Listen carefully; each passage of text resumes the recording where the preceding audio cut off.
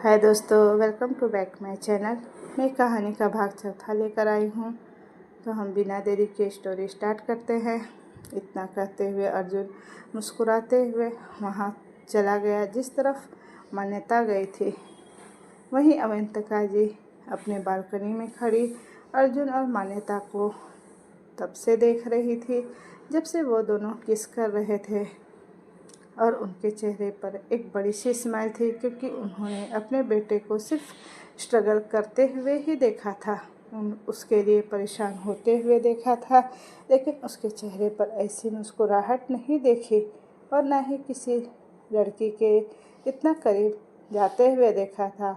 आज तक अर्जुन का नाम किसी लड़की के साथ शायद ही जोड़ा गया हो, चाहे वह सिर्फ ट्राइब ही क्यों ना हो, लेकिन वही अर्जुन का नाम कभी किसी लड़की के साथ नहीं जोड़ा गया। अवंतिका जी ने मुस्कुराते हुए खुद से कहा, अर्जुन, जो मैं सोच रही हूँ तुम्हारी शादी मान्यता से कर रही हूँ वो मुझे होता हुआ नज़र आ रहा है। तो अब मैं वह हर काम करने को तैयार हूँ जो तुम चाहोगे, और मुझे मान्यता तुम्हें मेरे पास हमेशा के लिए बांधने के लिए एक कड़ी भी नज़र आ रही है, क्योंकि वह इंसान अब तुम्हें मुझसे नहीं छीन सकता। पहले मैं डर रही थी कि कहीं तुम्हें मैं खो ना दूँ, लेकिन अब जो कि तुम मान्यता को अपना मान चुके हो तो मान्यता ही तुम्हें मेरे पास रखेगी। इतना कहकर उनके चेहरे पर आंखों में नमी के साथ होठों पर मुस्कुराहट भी थी, जैसे उन्होंने जिस मकसद से जानकी जी को बेटी मान्यता की शादी अर्जुन से करानी चाहिए, मकसद उन्हें पूरा होता हुआ नज़र आ रहा था। वहीं दूसरी तरफ जब अर्जुन कॉरिडोर से होते हुए मान्यता के पास जा रहा था, तभी जानकी जी उसके पास आई और उससे बोली, अर्जुन, मुझे तुमसे कुछ बात करनी है, क्या तुम्हारा थोड़ा सा टाइम मुझे मिल सकता है? इतना कहकर जानकी जी अर्जुन की तरफ देखने लगी। अर्जुन अपने कदमों को रोक जानकी जी की तरफ देखते हुए बोला, जी बोलिए। जानकी जी अर्जुन को सामने की कमरे की तरफ दिखाते हुए बोले, यहाँ नहीं, कमरे में चलकर अकेले में। अर्जुन पहले तो थोड़ा सोचने लगा कि ऐसी भी क्या बात है जो कमरे में अकेले बात करना है, लेकिन फिर उसने हाँ में अपने गर्दन को हिलाया और वह कमरे के अंदर चला गया।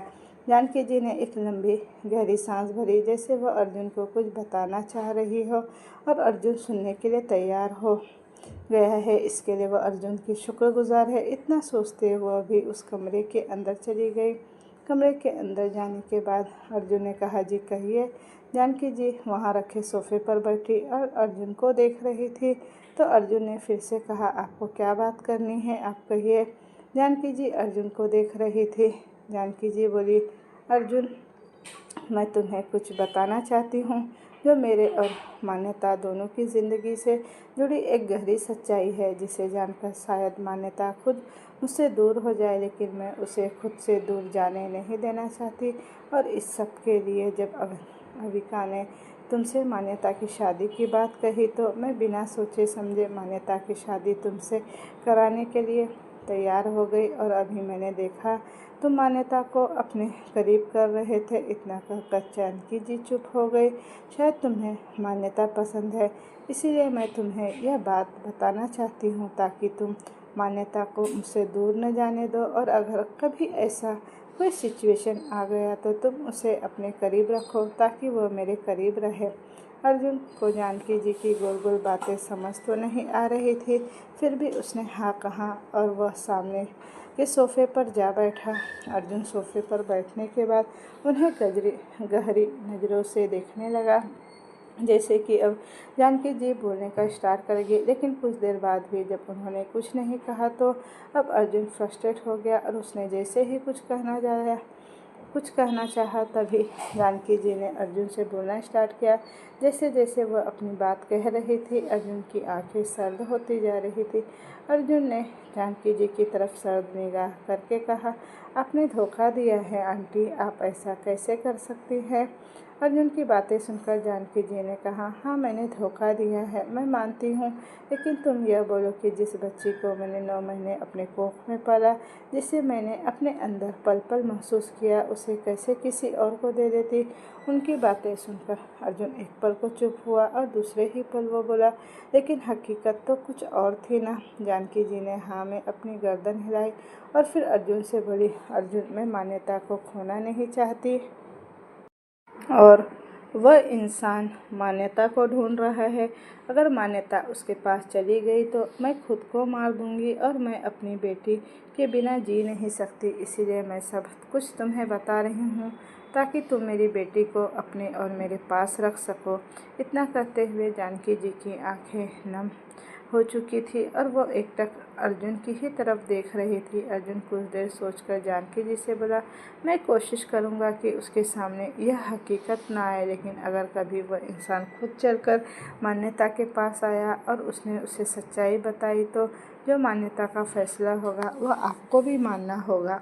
अर्जुन की बातें सुनकर जानकी जी ने जल्दी से अपने सर को हाँ में हिलाया, क्योंकि वह जानती थी कि अर्जुन ही वह इंसान है जो मान्यता को उनके पास रोक सकता है। जानकी जी के उसके सवाल के जवाब में हाँ में सर हिलाते ही अर्जुन उठकर उस कमरे से बाहर चला गया। जानकी जी ने एक गहरी सांस भरते हुए कहा, अर्जुन जो कुछ देर पहले मैंने देखा, अगर वह सच है तो तुम खुद नहीं चाहोगे कि मान्यता तुमसे दूर होकर उस इंसान के पास चली जाए, क्योंकि अगर मान्यता एक बार उस इंसान के पास चली गई तो वह तुमसे मुझसे दूर सबसे दूर चली जाएगी। ये सब कहते हुए जानकी जी दरवाजे की तरफ देख रही थी जहाँ से निकलकर अर्जुन बाहर गया था। इतना कहकर उनकी आंखों में जो नमी थी वह उन्हें साफ कर ली। वहीं जब अर्जुन बाहर आया तो उसने देखा कि मान्यता और शहर दोनों एक दूसरे से झगड़ रहे थे। वह उनके पास आया और चुपचाप खड़े होकर उन्हें देखने लगा। मान्यता शहर से कर रही थी, तू ऐसे कैसे जा सकती है मुझे छोड़कर, यह सब तेरी वजह से हुआ था और आज देख यह इंसान मेरे ऊपर चढ़ाई कर रहा है। इसने तुझे ज़बरदस्ती किस किया है, तुझे पता है ये उस इंसान को जानता है जिसके साथ मैं कल रात थी और वो मुझे उसकी धमकी देकर मेरे साथ क्या क्या कर रहा है। ये सब तेरी वजह से हुआ है, तो मुझे वाइन पिलाई थी। मान्यता के इतना कहकर रुकने पर उसे अपनी तीखी नज़रों से देख रही थी। शहर मान्यता की बातें सुनकर उसे घूरकर देखते हुए उसके कंधे पर मारते हुए बोली, मैंने तुझे वाइन पिलाया था, आकाश के कमरे में जाकर उसे गालियाँ देने के लिए कहा था। यह नहीं कहा था कि किसी और के कमरे में जाकर अपनी वर्जिनिटी को लूज़ कर। शहर की बातें सुनकर अर्जुन के चेहरे पर स्माइल आ गई और वहीं मान्यता चिढ़ गई। मान्यता ने शहर के गले को पकड़कर दबाते हुए बोली, भगवान तू जैसी फ्रेंड किसी को ना दे। एक तो तूने मुझे वाइन पिलाया और उसके बाद तू ये कह रही है कि मैं उस इंसान को ढूंढूं। तुझे पता है इस खड़ूस रखड़ू ने क्या कहा है कि वह इंसान बहुत खतरनाक है और अगर उसने मुझे ढूंढ लिया तो वह मुझे जान से मार भी सकता है। तू मेरी फ्रेंड है, मुझे बताएगी नहीं, कोई आइडिया तो दे। मान्यता की कोई आइडिया पूछने पर शहर ने कहा, पहले मेरे गले को तो छोड़, तभी तो तुझे कोई मैं आइडिया दूंगी। शहर की बात सुनकर मान्यता ने मुंह बनाते हुए शहर के गले को छोड़ दिया। मान्यता के शहर के गले को छोड़ने पर शहर खांसते हुए उसे घूर कर देखते हुए बोली, तो मार दे मुझे, मार दे। हमेशा जब भी कुछ होता है तो सारा राशन पानी लेकर तो मुझ पर ही चढ़ जाती है और मुझे मारने की ही कोशिश करती है और बाद में मुझसे ही आइडिया भी पूछती है। शहर अपने गले को पकड़कर खांस ही रही थी और वह मान्यता को लगातार घूरकर देख भी रही थी। अर्जुन साइड में खड़ा उन दोनों की इस बचकानी हरकतों को देख रहा था और वह सोच रहा था कि यह कैसी दोस्त है जिसमें एक दूसरे को मारने की कोशिश भी की जा रही है और एक दूसरे के लिए फिक्रमंद भी हुए जा रही है। मान्यता मुंह बनाते हुए शहर को देख रही थी। उसने कुछ कहा नहीं था शहर को। तभी इधर उधर शहर देखने लगी। तभी सामने लगे ग्लास मिरर से उसकी नज़र अर्जुन पर चली गई, जिससे उसके दिमाग में एक आइडिया आया और उसने मान्यता को खींचकर अपने करीब किया और उसके कान में धीरे से बोली, एक काम कर, तू अपनी मर्जी से इस अर्जुन रघुवंशी से शादी करने के लिए हाँ कर दे, क्योंकि आंटी भी यही चाहती है। और फिर देखना यह कितना पावरफुल है। यह एक बिजनेसमैन है जो तेरी हेल्प कर सकता है, और इसने क्या कहा है कि ये उस इंसान को जानता है, तो यह उस इंसान को मना भी सकता है कि ताकि वह तेरे साथ कुछ कर ना सके, और वह एक बाय मिस्टेक इंसिडेंट समझकर तुझे छोड़ भी दे। शहर की बात सुनकर मान्यता की आंखों में चमक नजर आने लगी। उसने अभी तक अर्जुन को नहीं देखा था, लेकिन उसने शहर से धीमे लहजे में कहा, क्या ऐसा करना सही रहेगा?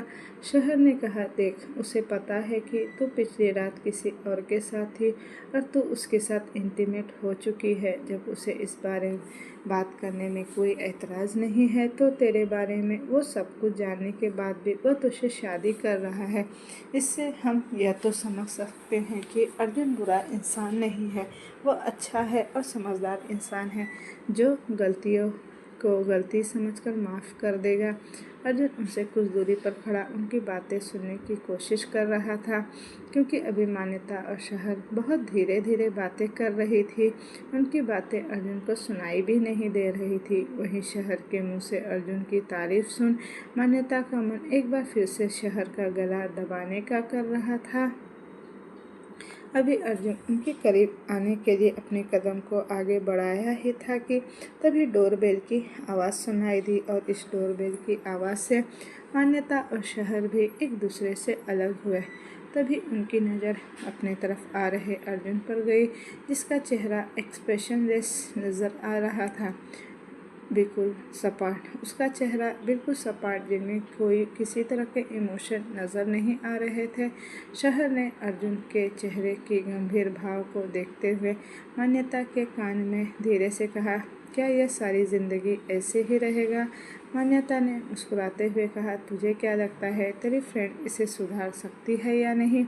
मान्यता के इन बातों को सुनकर शहर मुस्कुराते हुए बोली, अब मेरी फ्रेंड की अदाएं ऐसी हैं कि वो मुहूर्त में भी जान डाल दे।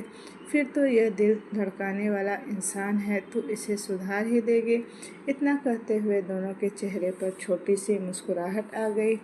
अर्जुन कंफ्यूज नज़रों से उन दोनों को देखकर यह समझने की कोशिश कर रहा था कि वो दोनों किस बारे में बातें कर रही है। तब तक एक मेड ने जाकर डोर ओपन किया तो सामने पंडित जी खड़े थे। मेड ने उन्हें नमस्ते कहा और उन्हें लेकर अंदर आ गई। मेड ने जाकर अर्जुन से कहा, सर, पंडित जी आए हैं। अर्जुन ने कहा, इन्हें बिठाओ और इनके लिए नाश्ता प्रिपेयर करो और मॉम को बोल दो। मेड ने हाँ में सर हिलाया और वहाँ से चली गई। अर्जुन, जिसकी नज़र मान्यता पर थी, उसने भी अर्जुन को देखा, लेकिन अभी मान्यता के चेहरे पर किसी तरह के इमोशन नज़र नहीं आ रहे थे। अर्जुन ने जाकर पंडित जी के पाँव छुए और उसने मान्यता की तरफ देखा तो उसकी नज़रों की ताब से मान्यता जल्दी से आगे आई और उसने भी पंडित जी के पैर छुए तो पंडित जी ने कहा, सदा सुखी रहो और भगवान तुम दोनों की जोड़ी को सदैव सलामत रखे। जैसे भगवान शिव और माता पार्वती की। कुछ देर के बाद जानकी जी, अविका जी, अर्जुन के चाचा चाची और निधि, मान्यता, शहर और आरुष सभी पंडित जी के सामने हॉल में बैठे हुए थे। पंडित जी अपने हाथ में अर्जुन और मान्यता की कुंडली लेकर बैठे उसमें ग्रहों की दशा को जोड़ घटा रहे थे। पंडित जी मान्यता और अर्जुन की कुंडली में देखते हुए अविका जी से कहा, बेटा, इनकी शादी के लिए इनकी कुंडली के अनुसार आज रात 12 बजे का मुहूर्त है, और अगर इनकी शादी आज रात नहीं हुई तो अगले 6 महीने तक इनकी कुंडली में इनकी शादी का कोई योग नहीं है। फिर आपको अगले 6 महीने का इंतज़ार करना पड़ेगा। पंडित जी के इस बात को कहने के बाद वहाँ तो कुछ देर के लिए सन्नाटा ही पसर गया, जैसे अगर कोई पिन भी गिरता तो उसकी आवाज़ चारों तरफ गूंजने लगती। अर्जुन अपनी माँ अविका के चेहरे को देख रहा था, जिनमें थोड़ी सी उलझन नज़र आ रही थी। अर्जुन ने अपनी माँ से पूछा, क्या हुआ माँ, आप थोड़ी परेशान नज़र आ रही हैं? अविका जी ने कहा, इतनी जल्दी सारी तैयारी कैसे होगी? हम 1-2 दिन का वक्त लेना चाहते थे, लेकिन अब पंडित जी कह रहे हैं कि शादी आज ही रात को करनी होगी या फिर 6 महीने का इंतज़ार करना पड़ेगा। तभी अर्जुन ने कहा, आप उसकी चिंता ना करें, सारी अरेंजमेंट हो जाएगी। आपको जिन्हें शादी में इनवाइट करना है, आप उसकी लिस्ट बना लें। शादी आज रात को ही होगी। अर्जुन के मुंह से निकले यह बात कि शादी आज रात ही होगी। वहाँ मौजूद सभी अर्जुन का चेहरा देखने लगे और मान्यता तो जैसे अर्जुन की बात को सुनकर शॉक्ड हो गई थी। वह अपनी बड़ी बड़ी आंखों से अर्जुन को देख रही थी। अर्जुन ने एक नज़र मान्यता की तरफ देखा और फिर पंडित जी से कहा, पंडित जी, आप देख लीजिए कि क्या तैयारी करनी है। बाकी शादी आज रात ही होगी। पंडित जी ने हाँ में सर हिलाया और वह शादी में लगने वाले सामग्रियों की लिस्ट बनाने लगे। वही अर्जुन के चाचा अर्जुन की बात सुनकर खफा नजर आ रहे थे। उन्होंने अविका जी से कहा, भाभी, यह क्या बात हुई कि आज ही शादी की बात हुई और आज ही शादी हो रही है। कुछ वक्त तो चाहिए था और यह 6 महीने यूं ही गुजर जाएगा। तो आप लोग इतनी जल्दी अर्जुन की शादी क्यों कराना चाह रहे हैं? उसके इस सवाल को सुनकर अविका जी उससे कुछ कहती, उससे पहले ही उन्हें एक गुस्से से भरी आवाज़ सुनाई दी। अर्जुन ने थोड़े सख्त लहजे में कहा, चाचा जी, शादी तो आज रात ही होगी। अगर आप शादी में रुकना चाहे तो रुक सकते हैं, नहीं तो दरवाज़ा उस तरफ है। इतना कहकर अर्जुन ने दरवाजे की तरफ अपनी उंगली दिखाई और वहाँ से अपने कमरे की तरफ जाने के लिए आगे बढ़ गया। उसने जाते हुए मान्यता का हाथ पकड़ा और उसे खींचकर अपने साथ कमरे में लेकर चला गया। सभी अर्जुन के एक्शन को आंखें फाड़े देख रहे थे। अर्जुन मान्यता को अपने कमरे में लेकर आया, जहां आज तक किसी को आने की इजाज़त नहीं थी सिवाय अर्जुन के। अर्जुन ने मान्यता को वॉल से लगाते हुए उसके पास खड़ा हो गया और दोनों तरफ अपने हाथ रख के मान्यता के चेहरे को गौर से देखते हुए बोला, क्यों, तुम्हें यह शादी नहीं करनी है क्या, जो तुम्हारे चेहरे पर इतनी हैरानी नज़र आ रही है? तुम्हारी मम्मी चाहती है कि हम दोनों की शादी हो जाए और तुमने भी तो शादी के लिए हाँ कहा है ना, तो फिर इतनी हैरान क्यों हो रही हो? अर्जुन मान्यता के बिल्कुल करीब आ गया था। उसने मान्यता के बालों में अपना चेहरा छुपाते हुए मदहोशी भरे लहजे में कहा, मान्यता, आई वॉन्ट योर बॉडी। मुझे तुम्हारी बॉडी चाहिए। मुझे तुम चाहिए। अर्जुन ने जिस अंदाज में कहा था, मान्यता खुद को बहकने से रोक नहीं पा रही थी। अब तक जो हाथ मान्यता के नीचे थे वह अब अर्जुन की पीठ पर चल रहे थे और अर्जुन की होठ मान्यता के बालों में छुपे हुए उसकी गर्दन पर चल रहे थे। मान्यता और अर्जुन एक दूसरे में खोए हुए थे।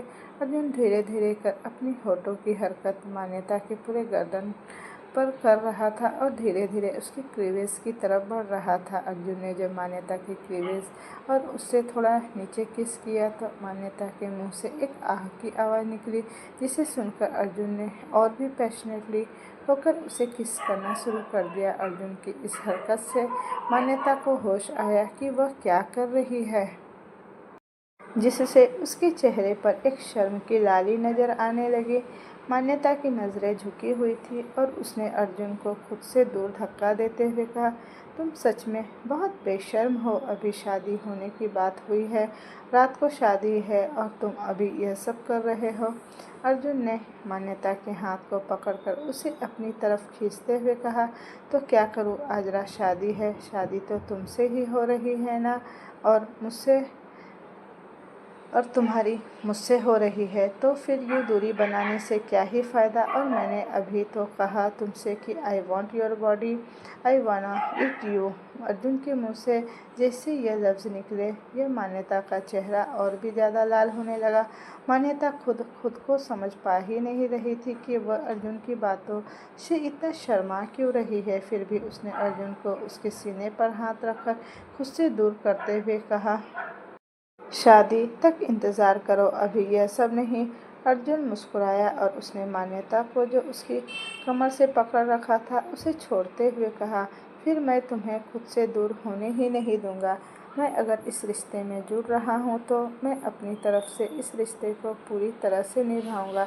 माना कि मैंने इस रिश्ते को पहले ना कहा था, लेकिन अब मैं इस रिश्ते को निभाना चाहता हूँ और तुम मुझे रोक नहीं सकती। तुम्हें इस घर की में मेरी वाइफ और मेरी माँ की बेटी बनकर ही रहना है, उनकी केयर करना है। उनके लिए मैं कुछ भी कर सकता हूँ और अब तुम्हारे लिए मैं कुछ भी कर सकता हूँ। मैं तुमसे शादी कर रहा हूँ तो उनके कहने पर और अपने लिए, तो तुम्हें भी मेरी और मेरी माँ से जुड़ी हर बात को अपने ऊपर रखना होगा और उनका ख्याल रखना होगा। मान्यता अभी अर्जुन की आवाज़ में सीरियसनेस को महसूस कर सकती थी। उसने अर्जुन का चेहरा देखा, जिस पर अभी अपनी माँ के लिए परवाह और प्यार साफ साफ दिखाई दे रहा था। मान्यता ने हाँ में सर हिलाया और अर्जुन के पास से होकर कमरे से बाहर निकल गई। अर्जुन ने मान्यता को रोका भी नहीं। अर्जुन ने डोर बंद किया और जाकर अपने बेड पर लेटते हुए खुद से बोला, तुम एक बार पूरी तरह से मेरी ज़िंदगी में शामिल हो जाओ, फिर मैं तुम्हें बताता हूँ कि यह अर्जुन रघुवंशी क्या चीज़ है। वही कमरे से बाहर कॉरिडोर में चल रही मान्यता ने खुद से कहा, इससे बड़ा रोमांस सूझ रहा है, एक बार शादी हो जाने दो, फिर मैं बताती हूँ कि यह मान्यता राजवंश क्या है। अगर तुम्हें पानी पिलाकर न छोड़ा ना तो मेरा नाम भी मान्यता नहीं। बड़े आए मुझे धमकी देने वाले। इतना कहते हुए मान्यता नीचे चली गई। रात के 11 बजे का समय। मान्यता शहर और जानकी जी अभी गेस्ट रूम में थे। मान्यता के लिए फेमस ब्रांड की डिज़ाइनर लहंगा लेकर उसके सामने खड़ी थी और उसे दिखा रही थी कि कौन सा लहंगा उसे अपनी शादी के लिए पसंद आएगा। तो वहीं उसके कमरे में मौजूद मेकअप आर्टिस्ट मान्यता के मेकअप करने के लिए सामने खड़े इंतज़ार कर रही थी। शहर, मान्यता और जानकी जी तीनों के लिए हर एक चीज़ वहाँ पर अवेलेबल हो चुकी थी। मान्यता शहर की तरफ देखते हुए बोली, यार मुझे तो कुछ समझ नहीं आ रहा है कि सिर्फ एक रात की वजह से मेरी ज़िंदगी ऐसे कैसे पलट सकती है। कल मैं अपने बॉयफ्रेंड को प्रपोज़ करना चाहती थी, उसके साथ लाइफ टाइम जीने के लिए मुझे शादी करना चाहती थी। तुझे पता है वह रिंग भी मुझे अभी तक नहीं मिली, पता नहीं कहाँ चली गई है। और देख, आज मैं किसी और की होने वाली वाइफ हूँ, उसके नाम से सज रही हूँ, उसके नाम का जोड़ा पहनूंगी। इतना बोलते ही मान्यता मुँह लटकाए शहर को देखने लगी। अभी शहर मान्यता से क्या ही कहती, बेचारी वह तो खुद मान्यता को आकाश के साथ देखना चाहती थी, क्योंकि मान्यता उससे प्यार करती थी। लेकिन जब उसकी असलियत सामने आई तो उसे शहर को मान्यता से ज़्यादा आकाश से नफरत होने लगी, क्योंकि वह आकाश को मान्यता के लिए परफेक्ट मैन समझती थी। लेकिन अब उसे गुस्सा आता है कि उसने कभी मान्यता को आकाश के साथ एक कपल में क्यों एक्सेप्ट किया था। शहर ने मान्यता के कंधे पर हाथ रख के थपथपाते हुए कहा, baby your destiny are Arjun Raghuvanshi, not your boyfriend Akash. शहर के इतना कहते ही मान्यता उसे घूर कर देखने लगी तो शहर ने उसे सिंपल तरीके से समझाते हुए कहा, देख मान्यता, कहते हैं जो किस्मत में लिखा है वह होकर रहेगा, कर्मा इसी जन्म में मिलेगा। तेरी किस्मत में वह आकाश नहीं अर्जुन रघुवंशी था, इसलिए आज तू उसके नाम का जोड़ा पहनकर उसकी होने वाली पत्नी के रूप में बैठी है। तो अब इस बात को यहीं पर मिट्टी डाल कि तू किसी आकाश वाकाश से प्यार करती थी। अब तेरे लिए प्यार ना सही, तेरी जिम्मेदारी अर्जुन है, तुझे उसे एक पति का हक देना होगा। शहर के मुंह से इतना कुछ सुनने के बाद भी मान्यता ने उसे कुछ नहीं कहा। वो चुपचाप शहर का मुंह देख रही थी, क्योंकि मान्यता के मन में भी यही बात चल रही थी कि वह कल तक आकाश से प्यार कर रही थी और उससे शादी करना चाहती थी, लेकिन आज वह अर्जुन की होने वाली पत्नी है और उसकी माँ भी यही चाहती थी कि वह अर्जुन से शादी करे, तो अब वह इस चीज़ से मुकर भी नहीं सकती। मान्यता ने अपने होठों पर एक छोटी सी मुस्कान लाते हुए खुद से कहा, मान्यता, अब तुम मान्यता राजवंश नहीं, मान्यता अर्जुन रघुवंशी बनने वाली हो। अपने नाम को और अपनी पहचान को अब अच्छे से याद कर ले, अपने जहन में बैठा ले कि तू अब मान्यता अर्जुन रघुवंशी है। यह कहते हुए मान्यता के चेहरे पर एक फीकी सी हंसी थी, या यूँ कह सकते हैं कि मान्यता हंसकर खुद को ही समझा रही थी। अर्जुन के कमरे में अभी आरुष उसके साथ मौजूद था और उसके लिए शेरवानी बेड पर रखी थी और अर्जुन मिरर के सामने मुस्कुराते हुए खड़ा था और उसने अर्जुन के सामने सर झुकाते हुए कहा, बस आपने जो पिछली रात वाली लड़की के बारे में पता लगाने को कहा था, वो लड़की मिल ही नहीं रही। मैंने बहुत खोजने की कोशिश की, लेकिन उसकी एंट्री की सारी CCTV फुटेज डिलीट है होटल से। उसकी बातें सुनकर अर्जुन मुस्कुराया। अर्जुन मिरर के पास खड़ा खुद पर रॉयल ब्लू कलर की शेरवानी अपने बॉडी में लगाकर देख रहा था। फिर अर्जुन उस तरफ मुड़ा और उसके पास गया और उसके कंधे को थपथपाते हुए उससे बोला, रिलैक्स आरुष, रिलैक्स, वह मिल गई है। अर्जुन की बात सुनकर आरुष हैरानी से अर्जुन को देख रहा था, क्योंकि अर्जुन के सारे काम तो वही करता था। फिर अर्जुन ने उस लड़की को ढूंढा कैसे, क्योंकि वह तो ढूंढने कहीं गया ही नहीं। आरुष हैरानी से उसे देखते हुए बोला, बट बॉस, मैंने उसे ढूंढने की कोशिश की, लेकिन वह नहीं मिली। फिर आपने उसे कैसे ढूंढ लिया और किससे आपने यह काम करवाया? और उसने यह सवाल इतनी जल्दी किया कि अर्जुन बस उसे देखता ही रहा। तो अर्जुन ने कहा, आरुष रिलैक्स। फिर उसने आरुष को बेड पर बिठाया और उससे बोला, कुछ चीज़ें हमारे हाथ में नहीं होती, कुछ ऊपर वाले के हाथ में होती है और हमारी किस्मत में लिखी होती है। वह लड़की मेरी किस्मत में लिखी थी, इसीलिए वह मेरी ज़िंदगी में आए तब जब मुझे उसकी सबसे ज़्यादा ज़रूरत थी। कब? जब मैं ड्रग्स की वजह से मरने वाला था, क्योंकि तुम्हें पता है कि अगर मैं अपनी नीड्स को पूरी नहीं कर पाता तो मैं मर भी सकता था। लेकिन कहते हैं ना, हम सफ़र वह ऊपर वाला आपके लिए चुनता है। दुनिया में आकर हम सिर्फ उसकी रस्मों को पूरा करते हैं। वैसा ही कुछ समझ लो, उसने मेरे लिए उसे चुना था। वह मेरी ज़िंदगी में आ गई। आरुष को कुछ समझ नहीं आ रहा था कि, लेकिन फिर भी उसने आगे कुछ न पूछने का फ़ैसला किया और उससे बोला, ठीक है सर, आप रेडी हो जाइए। मैं जब तक बाहर पंडित जी को किसी चीज़ की ज़रूरत तो नहीं ये पूछता हूँ, सारे इंतज़ार मैं देख लेता हूँ। अर्जुन ने हाँ में सिर हिलाया। फिर आरुष वहाँ से चला गया, लेकिन और उसके दिमाग में अभी भी कई ऐसे सवाल थे जिनके जवाब वह अर्जुन से चाहता था, लेकिन उसे मिला नहीं था। वहीं दूसरी तरफ बांद्रा बैंडस्टैंड के पोश एरिया में एक खूबसूरत सी लड़की बंगले के अंदर अपने कमरे के अंदर का माहौल बहुत ही खतरनाक बना हुआ था, क्योंकि अर्जुन की शादी जंगल में आग की तरफ फैल गई थी।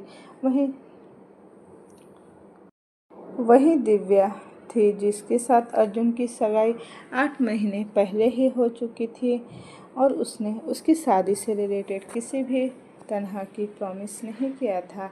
दिव्या जो अर्जुन की फियांसे थी, दिव्या अर्जुन की किसी लड़की के साथ शादी की खबर सुनकर पागल हो चुकी थी, जिस वजह से वो पागलों की तरह उसके रूम में आकर तोड़फोड़ करने लगी। दिव्या के तोड़फोड़ करने से उसके पापा उसके रूम में घबराते हुए आए। उन्होंने जब रूम में आकर देखा तो दिव्या के रूम की हालत देखकर वो चौंक गए, क्योंकि वो रूम कम और कबाड़ खाना ज़्यादा लग रहा था। अर्नव जी दिव्या को रोकने की कोशिश करते हुए बोले, दिव्या बच्चा, दिव्या, ये क्या कर रही हो तुम? अर्नव जी के बोलने पर दिव्या रुक गई। उसकी आंखें इस वक्त गुस्से से लाल थी। वह अपनी गुस्से से भरी लाल आंखों से अर्नव जी को ही देख रही थी। दिव्या गुस्से से अर्नव जी को देखते हुए बोली, डैड, उसने मुझे दिव्या सिंह को छोड़कर पता नहीं किस 2 कौड़ी की लड़की को चुन लिया है। मुझ में कोई कमी नहीं है, लेकिन फिर भी वो मुझे छोड़कर उसके पास चला गया। अर्नव जी दिव्या की इस हालत को देखकर घबरा गए थे। वो किसी तरह दिव्या के पास गए और उसे दूसरे रूम में ले आए। अर्नव ने दूसरे रूम में दिव्या को बेड पर बैठाते हुए उसे एक पानी का गिलास दिया। दिव्या ने एक नज़र अर्नव को देखा, फिर वह सारा पानी एक ही सांस में पी गई। दिव्या के पानी पीने के बाद अर्नव ने गिलास को साइड में रखा, फिर उसके पास बैठते हुए बोले, देखो दिव्या, अब मुझे पूरी बात क्लियर बताओ। दिव्या ने अर्नव जी की तरफ देखते हुए उनसे कहा, दादा जी, अर्जुन की शादी की खबर आ रही है। अर्जुन किसी और से शादी कर रहा है और वह किसी और के करीब है, तो इस तरह से तोड़फोड़ करने से कुछ होने वाला तो नहीं है ना? दिव्या जो एकटक सामने की तरफ देख रही थी वो अर्नव की बातें सुनकर उन्हें देखने लगी। अर्नव ने जब दिव्या को खुद की तरफ देखता पाया तो उनके हाथ को अपने हाथ में लिया और उसे सहलाते हुए बोले, इन सब में हमारा ही नुकसान है। इससे बेहतर है कि तुम उस इंसान के दिल में खुद के लिए जगह कैसे बनानी है इस बारे में सोचो। अर्नव की बात सुनकर दिव्या के चेहरे पर एक ढीवी स्माइल आ गई और वो अर्नव की बातों का जवाब देते हुए बोली, सही कहा आपने डैड, इस तरह से तोड़फोड़ करने में तो हमारा ही नुकसान है, जबकि असल में नुकसान तो उस लड़की का होना चाहिए जिसने मेरे अर्जुन की ज़िंदगी में आकर मेरी जगह लेने की कोशिश की है। और इस लड़की को मैं जान से नहीं मारूंगी। फिर वो अर्नव जी को देखते हुए आगे बोली, बल्कि ऐसी सज़ा दूंगी कि ये ज़िंदगी भर पछताएगी कि ये क्यों मेरे अर्जुन के करीब आए, इसने क्यों मेरे अर्जुन की ज़िंदगी में मेरी जगह लेने की कोशिश की। मैं उसे तड़पा तड़पा कर जान से मार दूंगी। मैं भी देखती हूँ कि ये शादी कैसे होती है। इतना कहते हुए दिव्या एक डेविल स्माइल करने लगी। दिव्या के होठों में आई डेविल स्माइल को देखकर अर्नव जी ने उससे पूछा, तो अब क्या करने का इरादा है। दिव्या इस तरह डेविल स्माइल के साथ अपने हाथ में पहने अर्जुन के नाम की फिंगर रिंग को देखते हुए, कुछ नहीं, जो मैंने किया वो उस लड़की के नाम पर लगाना है और अर्जुन को सबके सामने इतना बेइज्जत करना है कि अर्जुन अपने हाथों से उस लड़की को मंडप से धक्के मारकर बाहर निकाल दे और उस मंडप में अर्जुन की दुल्हन बनकर मैं बैठ जाऊं। फिर दिव्या ने अपनी फिंगर को छूते हुए बोली, अर्जुन पिछले 8 महीने से मुझे टाल रहा था ना शादी करने के लिए, लेकिन अब देखना डैड कि अर्जुन खुद मेरा हाथ पकड़कर मुझे मंडप में बैठाएगा और मुझसे शादी भी करेगा। इतना कहते हुए उसके चेहरे पर जो स्माइल थी वह और बढ़ गई और वह जोर जोर से हंसने लगी। उसकी हंसी इस वक्त उस कमरे में किसी राक्षस की तरह गूंज रही थी और उसकी हंसी को देखकर अर्नव जी भी उसके साथ हंसने लगे। दोनों बाप बेटे किसी राक्षस से कम नहीं लग रहे थे। दिव्या ने कहा, चलो डैड, कुछ देर के बाद शादी की रस्में शुरू होने वाली, हम रस्मों के ख़त्म होने के बाद जाना है, जब अर्जुन उस लड़की को अपना बनाने के लिए अपनी आखिरी कदम उठाने वाला होगा, यानी कि अर्जुन उस लड़की की मांग में सिंदूर और उसके गले में मंगलसूत्र पहनाने वाला होगा। तब वहाँ रिपोर्टर के सामने उस लड़की की हकीकत सामने लाकर अर्जुन की दुल्हन मैं बनूंगी। इतना कहकर दिव्या के हाथ जो पानी का ग्लास था वह उसे लेकर वहाँ साइड में बने बार काउंटर में चली गई और ग्लास वाइन उसमें डालकर पीने लगी और वह इस तरह से मुस्कुराने लगी जैसे कि उसकी मुस्कुराहट के पीछे की जो वजह थी उसे कोई समझ ना सके कि आखिर उसके दिमाग में चल क्या रहा है। उसने अर्नव जी को जितना बताया था उसके होठों पर फैली मुस्कुराहट बता रही थी कि उसके दिमाग में और बहुत कुछ चल रहा है। वहीं दूसरी तरफ अर्जुन के घर पर इस वक्त हॉल में अर्जुन पीले कुर्ते और सफ़ेद पजामा पहने हॉल के बीचों बीच बने हल्दी की रस्म के तैयारी में किए गए पीढ़े पर बैठा हुआ था और अर्जुन की चाची अर्जुन को हल्दी लगा रही थी। अर्जुन को वैसे तो इन सब चीज़ों से कोई इंटरेस्ट नहीं था, जो कि इन सब चीज़ों से उसकी और मान्यता की शादी में एक खुशनुमा माहौल बना था, इसलिए वह इन सब चीज़ों को खुशी खुशी कर रहा था। वहीं अभी अविका जी एक सिंपल से पीले कलर की साड़ी पहने अर्जुन के पास उसके सर पर अपना आंचल रखकर खड़ी थी। अर्जुन की चाची ने भी पीले कलर की एक साड़ी पहनी थी। वहीं आरुष अर्जुन के चाचा ने पीले कुर्ते के साथ वाइट पजामा पहना था और दाई माँ ने एक पीले और सफ़ेद कलर की साड़ी पहनी थी। वहीं अर्जुन की चाची रौनक जी हैवी मेकअप, हैवी फूलों की ज्वेलरी पहनी। वहीं अविका जी और दाई माँ ने किसी तरह का कोई मेकअप नहीं किया था और ना ही उन्होंने किसी तरह की ज्वेलरी को पहना था। अर्जुन की चाची ने सबसे पहले अर्जुन को उसके गाल पर हल्दी लगाया, फिर उसके कंधे पर, घुटने पर, फिर उसके पैरों पर हल्दी लगाई। 3 बार ऐसा करने के बाद उन्होंने अर्जुन को ग्लास से पानी पिलाया और उसे मीठा खिलाकर उन्होंने अर्जुन के सर से कुछ पैसे वार कर नीचे थाल में रख दिए और उसकी बलाइयाँ लेकर वह हट गई। तभी उनके हटने के बाद निधि आई और निधि ने भी अर्जुन के गाल पर हल्दी लगाई। उसके कंधे पर लगाने के बाद घुटने पर लगाकर, पैरों पर हल्दी लगाकर उसने अपनी उंगलियां अर्जुन की बलाई लेते हुए, फोड़ते हुए, जिससे चटक की आवाज़ सबको सुनाई दी, जिसे सुनकर सबके होठों पर मुस्कान खिल गई। निधि ने कहा, वाह देखो भाई, मैं आपसे कितना प्यार करती हूँ। मेरी सारी उंगलियां आपकी बलाई लेकर फूटी है, आपको किसी की नज़र नहीं लगेगी। निधि के इतना कहने पर अर्जुन ने प्यार से उसके गाल को खींचते हुए कहा, हाँ मुझे पता है, मेरी बहन मुझसे बहुत प्यार करती है। अर्जुन के इतना कहते ही निधि मुस्कुरा दी। तभी दाई माँ ने अविका को आगे भेजते हुए कहा, अब तुम जाकर अपने बेटे को हल्दी लगा। अविका जी आगे बढ़ी और अर्जुन को हल्दी लगाने के लिए नीचे बैठी। उनकी आंखें हल्की नम हो चुकी थी, जो यह बता रही थी कि वह अब अपने बेटे के लिए कितना खुश है। अर्जुन ने अपने हाथ आगे बढ़ाकर उनकी आंखों में आंसू को साफ करते हुए कहा, अब तो आपके मन की कर रहा हूँ, फिर ये आंसू क्यों? और आपको याद है ना कि आपने क्या वादा किया है? इस शादी के पूरा होते ही आप अपनी ट्रीटमेंट करवाएगी। अविका जी ने मुस्कुराते हुए हाँ में सिर हिलाया और अर्जुन की गाल पर हल्दी को लगाया। अर्जुन ने अपनी आंखें बंद कर ली थी। अविका जी ने सिर्फ अर्जुन के गाल पर हल्दी लगाई और उसे पानी पिलाकर उसकी बलाइयाँ लेते हुए अपनी उंगलियां फोड़ी। उनके खड़े होने के बाद दाई अम्मा आई और उन्होंने अर्जुन के सर पर प्यार से हाथ रखते कहा, लल्ला अब तू एक बेटे से पति बनने वाला है। जब एक मर्द पति बनता है तो उसकी जिम्मेदारियां अपनी पत्नी के लिए भी बढ़ जाती है। तो तू हमेशा यह कोशिश करना कि तेरे कारण तेरी पत्नी के होठों पर सिर्फ मुस्कुराहट रहे, आंखों में आंसू नहीं। अर्जुन दाई माँ की बातें सुनकर मुस्कुराते हुए अपने सर को हाँ में हिला दिया तो दाई माँ ने भी अर्जुन की गाल पर हल्दी लगाई और उसकी बलाइयाँ लेते हुए निधि से कहा, निधि जा बेटे, अब अपनी भाभी को लेकर आ, उसे भी अर्जुन के नाम की हल्दी लगेगी। दाई माँ की बात सुनकर निधि भी चहकते हुए गेस्ट रूम की तरफ जाने लगे।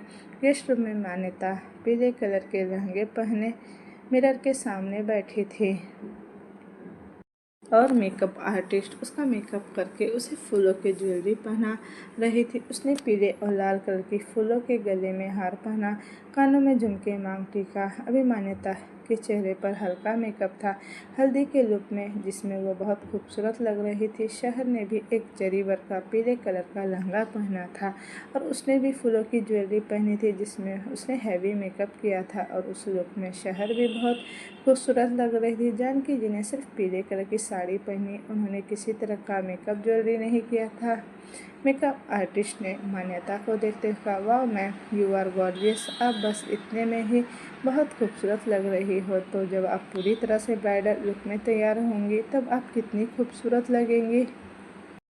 यू नो व्हाट मैम, हम ये कह सकते हैं कि आप वर्ल्ड मोस्ट ब्यूटीफुल ब्राइडल लगोगी और सर आपके ग्रूम सर तो आपको देखकर ही कहीं खो से जाएंगे अपने सपनों की दुनिया में। न जाने क्यों मेकअप आर्टिस्ट की बातें सुनकर मान्यता के दिल में तितलियां उड़ने लगी।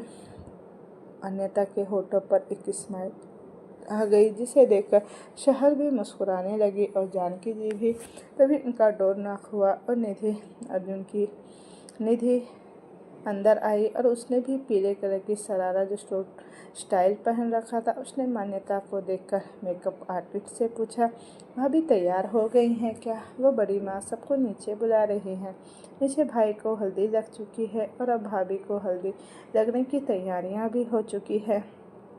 मेकअप आर्टिस्ट ने निधि से हाँ में सर हिलाते हुए कहा, हाँ मैम, पूरी तरह से तैयार हो चुकी है, अब आप इन्हें लेकर जा सकती हैं। मेकअप आर्टिस्ट के इतना बोलते ही निधि मान्यता की तरफ मुड़ी और उसके कंधे को पकड़ उसे टेबल से उठाते हुए बोली, चलो भाभी, अब आपको भाई के नाम की हल्दी लगेगी।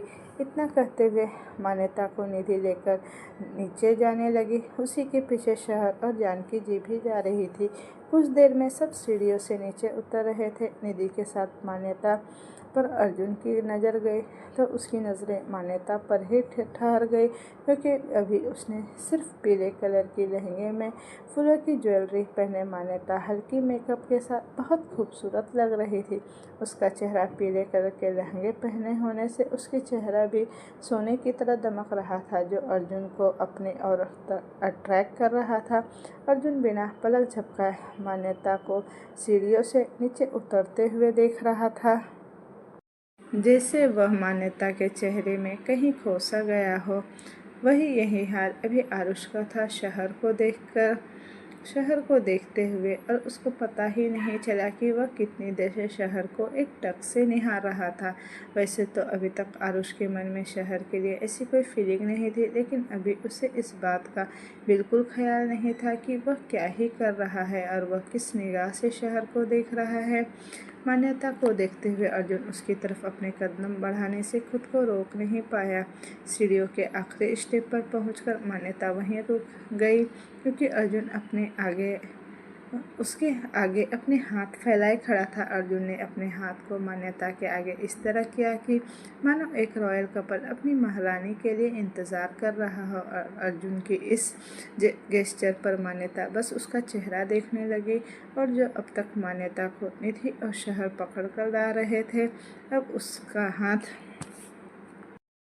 अर्जुन के हाथ में रख मान्यता को दे दिया। अर्जुन मान्यता के हाथ की सॉफ्टनेस को अपने हाथ पर फील कर सकता था। उसने मान्यता के हाथ को अपने अंगूठे से रब करते हुए खुद के दिल में कहा, मैं जितना हार्ड हो तुम उतनी ही सॉफ्ट हो, पता नहीं तुम मेरे नीचे कैसे एडजस्ट करोगी। वही मान्यता घूरकर अर्जुन को देख रही थी, जैसे कह रही हो कि एडजस्ट करना तो ठीक है, लेकिन ज़्यादा हुआ तो तुम्हें जिंदा नहीं छोड़ूंगी। दोनों अपने अपने अंदाज में एक दूसरे को जवाब दे रहे थे। अर्जुन मान्यता को लेकर आया और फिर उसी पीढ़े पर बैठाया जिस पर अभी अर्जुन को हल्दी लगी थी।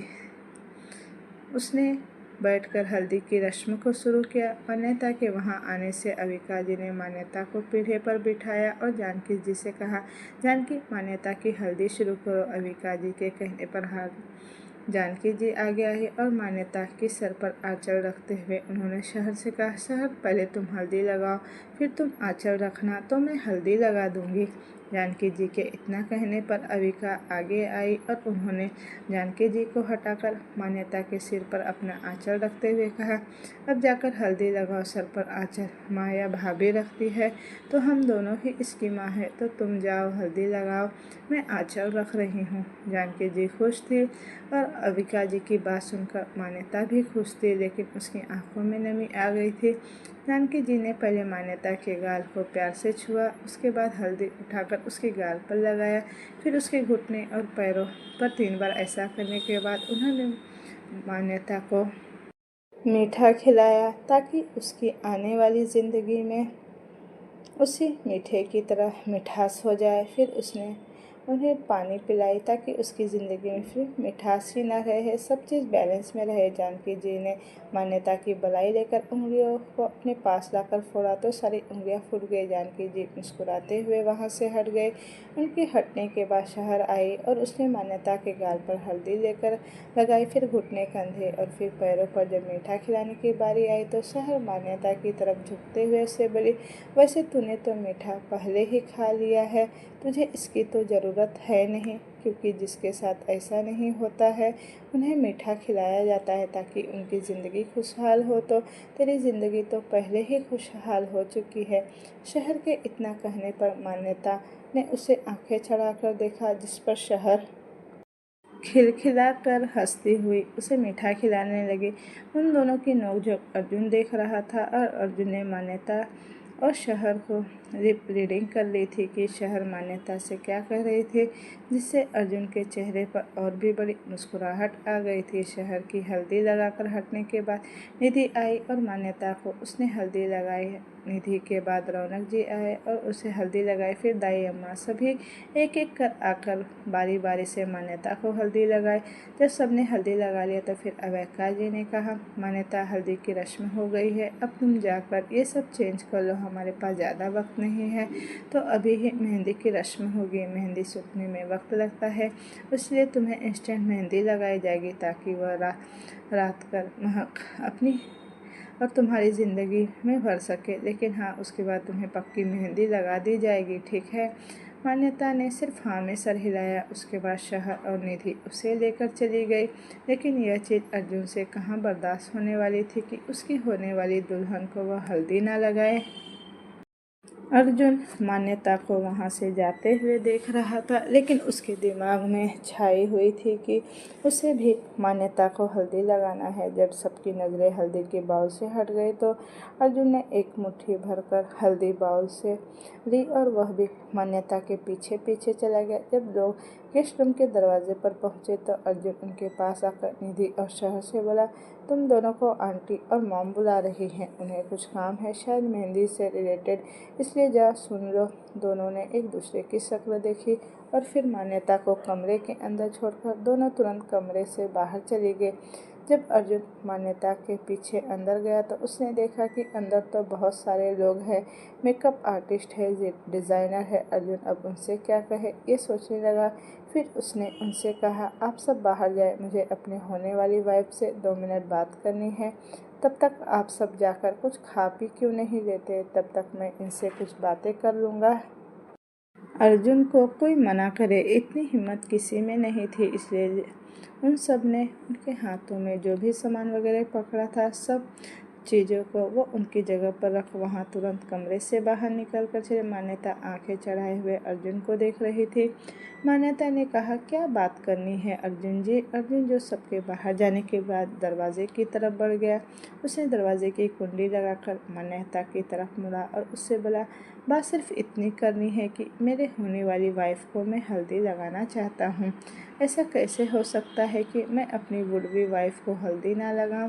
मान्यता कुछ समझ पाती उससे पहले ही अर्जुन उसके बिल्कुल नज़दीक हो चुका था और उसके हाथ में जो उसने हल्दी ली थी उसने उसे मान्यता के पेट, गर्दन और उसके चेहरे सब जगह हल्दी लगाना शुरू कर दिया। अर्जुन के हाथ के रूखेपन का एहसास जब मान्यता को अपने पेट पर हुआ तो उसकी बॉडी में तेज़ी से एक सिरहन सी हुई, जिससे मान्यता की आंखें खुद ब खुद बंद हो गई।